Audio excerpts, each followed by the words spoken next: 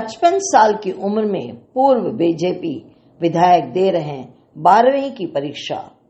Law की पढ़ाई करेंगे ताकि लोगों की मदद कर सकें। भाजपा के ये पूर्व विधायक बेटी के विवाह का विरोध करने को लेकर कुछ साल पहले ही चर्चा में आए थे। एक बार फिर वह चर्चा में हैं। इस बार वजह है उनकी 12वीं की परीक्षा।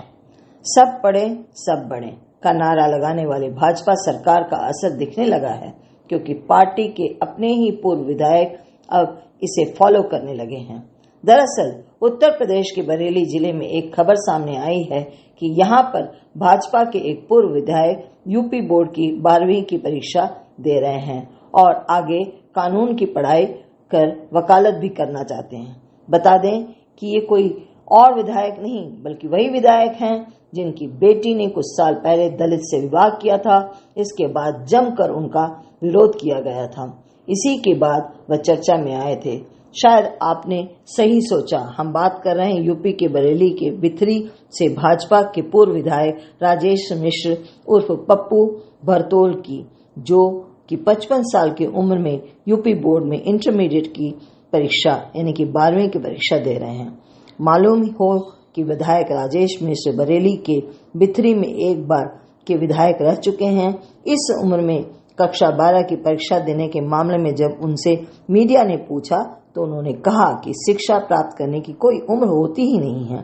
इसी के साथ उन्होंने ये भी कहा कि वे इंटर की परीक्षा करने के बाद कानून की पढ़ाई करने भी चाहते हैं और जिससे लोगों की मदद हो सके।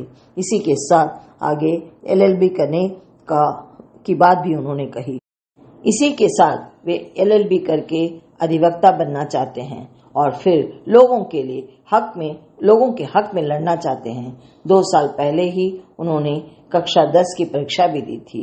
उन्होंने कला वर्ग किया है। परीक्षा की तैयारी उन्होंने किताब व गेस्ट पेपर से ही की है।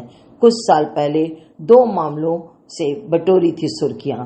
मालूम हो कि राजेश मिश्र 2 साल पहले पारिवारिक मामलों को लेकर सुर्खियों में आए थे। उनकी बेटी ने दलित युवक से अपनी मर्जी से विवाह किया था और घर से भाग गई थी। इसके बाद यह मामला पूरा ब्राह्मण बनाम दलित हो गया था और इसका कड़ा विरोध किया गया था। फिलहाल उन्होंने उसी वक्त अपनी बेटी से सारे नाते खत्म कर दिए थे। बताया जाता है कि उनकी बेटी वर्तमान में बरेली में ही वीर सावरकर इलाके में अपने पति के साथ रह रही है।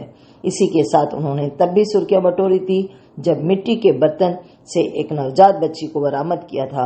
इस मामले में जानकारी सामने आई थी कि बच्ची को कोई बर्तन में रखकर छोड़कर चला गया था। तो रेडियो हिंदुस्तान के मेरे मित्रों, अब अनुमति दीजिए उमा प्रभाकरों को इसी प्रकार नई खबरों के लिए सुनते रहें रेडियो हिंदुस्तान। जाते जाते इतना अवश्य कहूंगी दोस्तों, पानी बचाएं, पानी बचाना सिखाएं, पेड़ लगाएं और पेड़ लगाना भी सिखाएं। नमस्कार।